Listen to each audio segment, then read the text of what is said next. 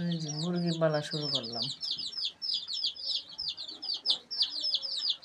YouTube channel দিয়ে তো কিছু করতে পারতেছি না, এই জন্য মুরগি দিয়া করতেছি। দেখি কি করা যায়, সবাই দোয়া করবেন।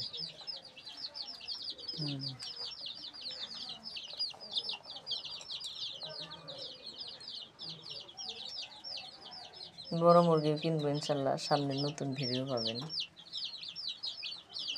মুরগির ঘর তৈরি করব কিছুদিনের ভিতরে।